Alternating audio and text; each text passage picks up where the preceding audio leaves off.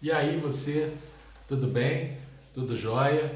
Seja bem-vindo, seja bem-vinda ao IGTV dessa semana. Seja bem-vindo, seja bem-vinda ao Pod Crendo, o podcast da equipe Nucleando, ao episódio dessa semana. A gente está aproveitando para gravar os dois conteúdos, porque, como a gente sabe dentro da programação neurolinguística, a gente sabe que existem pessoas que são visuais e existem pessoas que são auditivas e pessoas que são sinestésicas, mas o importante agora nesse momento são os visuais e os auditivos. Tem gente que se sente melhor em assistir um conteúdo, tem gente que se sente melhor em ouvir um conteúdo. Então, por que não? Se a plataforma está aí, a tecnologia está aí, por que não duplicar esse conteúdo? Na verdade, é aproveitar o tempo. Então, seja bem-vindo, seja bem-vinda, você que é visual, você que é auditivo, seja bem-vindo, seja bem-vinda ao IGTV e ao Pod Crendo, podcast da equipe Nucleando.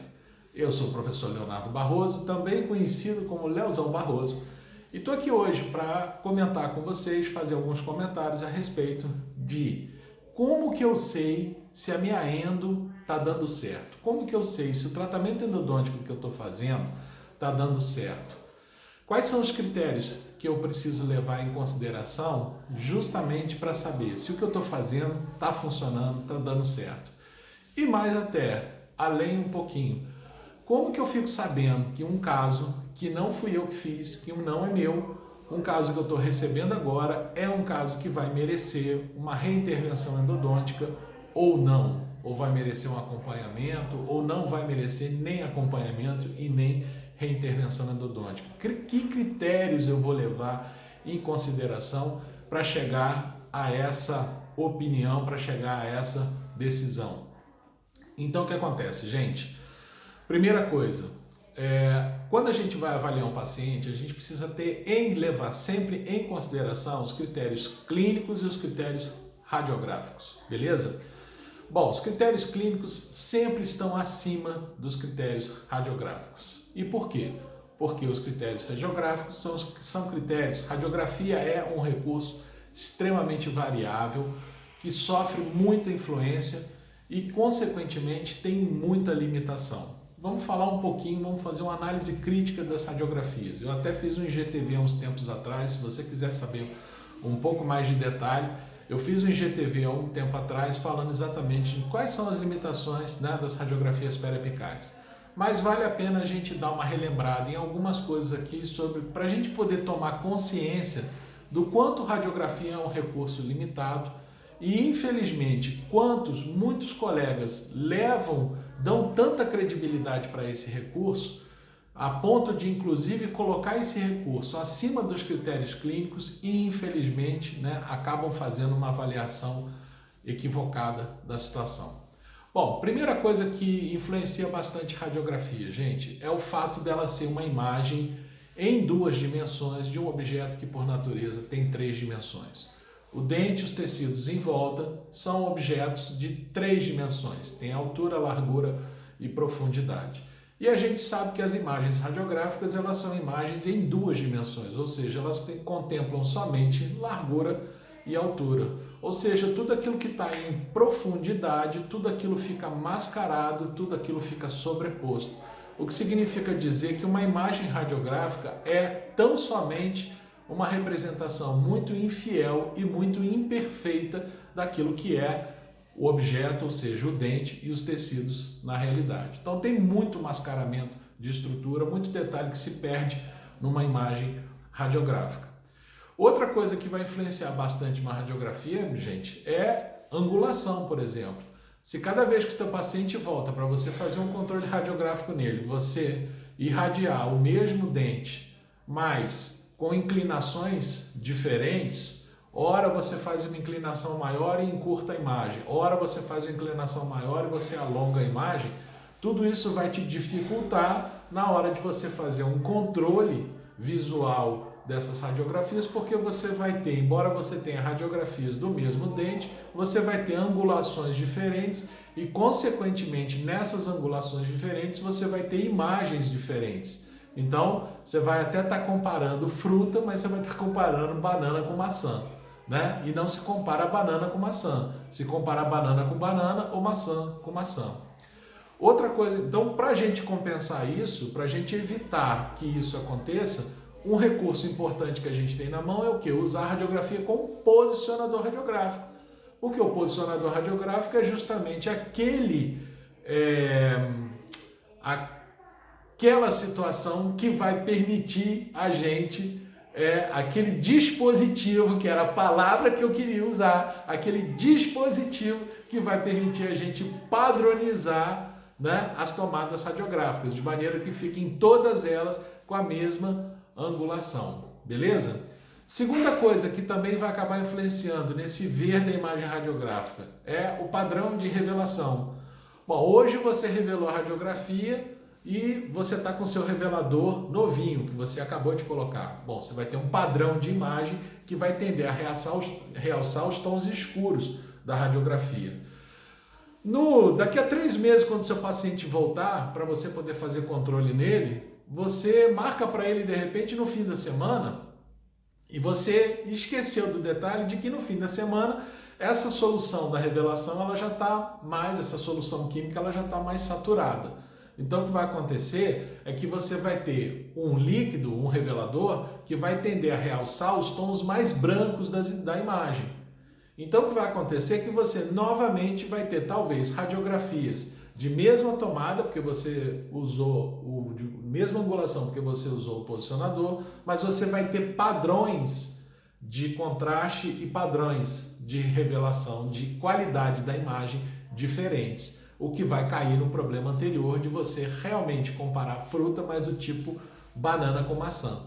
Você realmente vai comparar o mesmo dente em épocas diferentes, em situações diferentes, mas você vai acabar comparando coisas diferentes porque você tem 2 padrões de imagem diferentes. Então, um outro detalhe que a gente precisa ficar atento, né, ao padrão de revelação, ao padrão de contraste e de nitidez. Procurar ser o mais semelhante possível para você poder fazer uma análise, né, de melhor qualidade, você ter melhor visualização, para você poder fazer essa análise com melhor qualidade.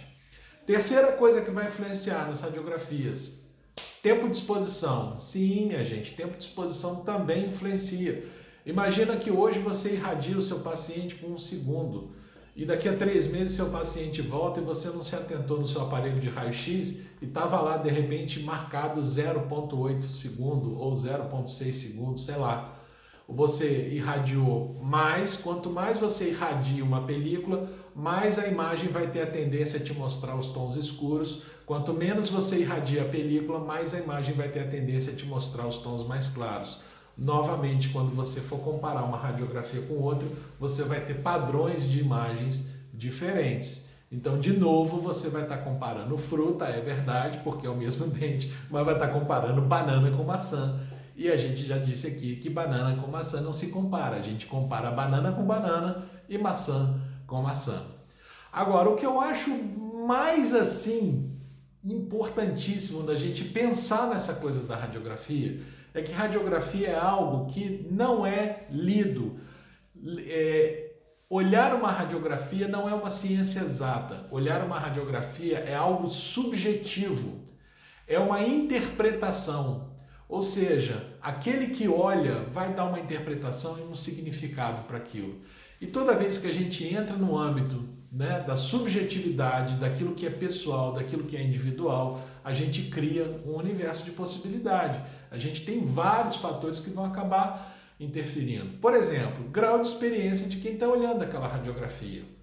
É diferente a interpretação dessa imagem radiográfica, de repente, de um estudante, de um acadêmico que está, sei lá, no 7º período de odontologia, de um garoto que está no 10º período de odontologia, para um profissional que tem 10 anos de formado e um profissional que tem 20 anos de formado. É óbvio que quem mais conhece, quem mais vivencia aquilo ali, mais tem condição de fazer uma interpretação maior daquela coisa. Outra coisa que vai influenciar, a formação do profissional. Eu costumo brincar, se você pegar uma radiografia e mostrar para um periodontista, um endodontista e um protesista, os 3 possivelmente vão ver coisas diferentes. Por quê? O olhar de cada um vai estar direcionado para aquilo que é importante para ele. Então, certamente, o periodontista vai olhar para a crista óssea, O endodontista vai olhar para os tecidos apicais e o protesista vai olhar para a parte coronária. E é a mesma radiografia.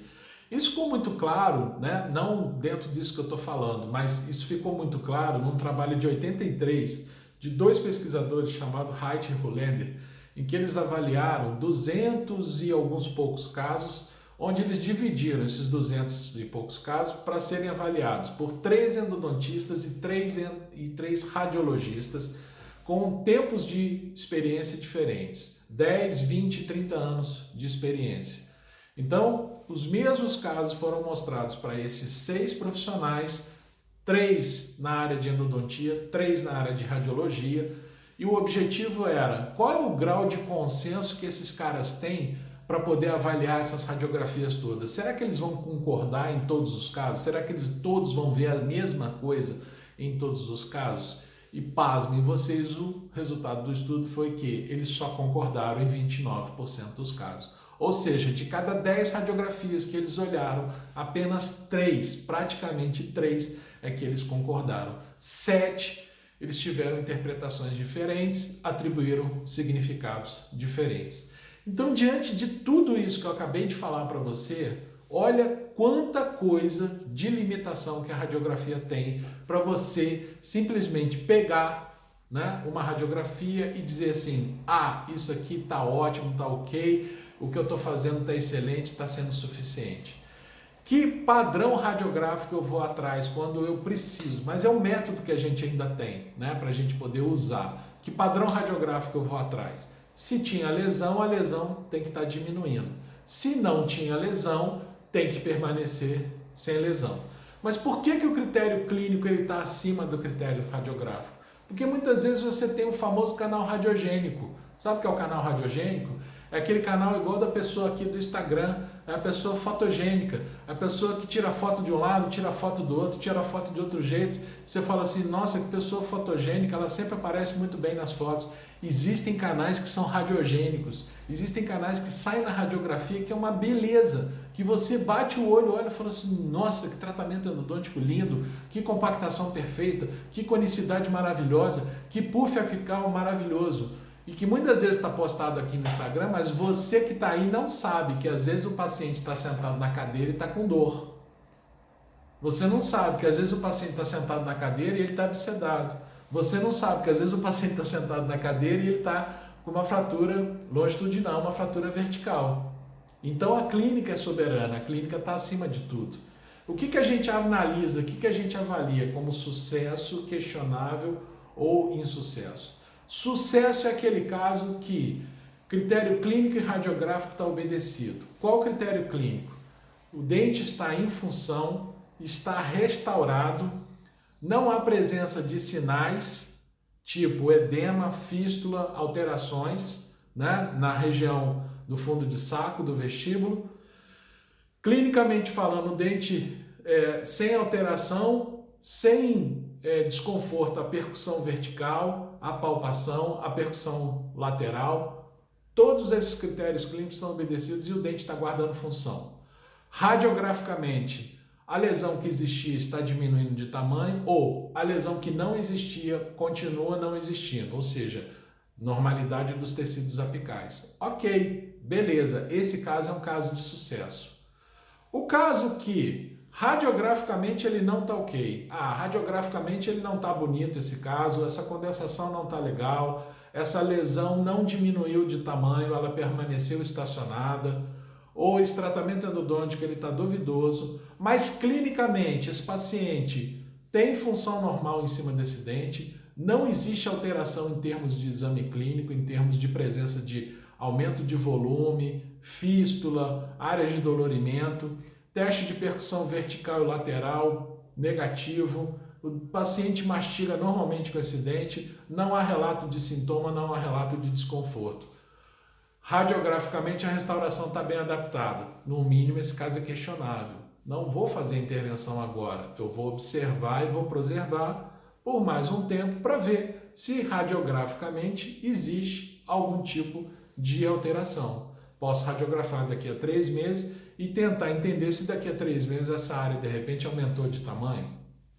Ou posso até pedir uma tomografia para eu ter mais elementos, para eu tentar entender se essa lesão que está ali é uma lesão, por exemplo, que já envolveu a tábua óssea, que já rompeu a tábua óssea, né? Que isso pode realmente indicar que ela possa estar ativa. Então esse é o caso questionável, aquele caso que no mínimo ele merece um tempo de acompanhamento. E por fim, o insucesso. O insucesso ele é o caso claro. O insucesso é aquele que combina não ser aprovado nem no critério clínico, nem no critério radiográfico.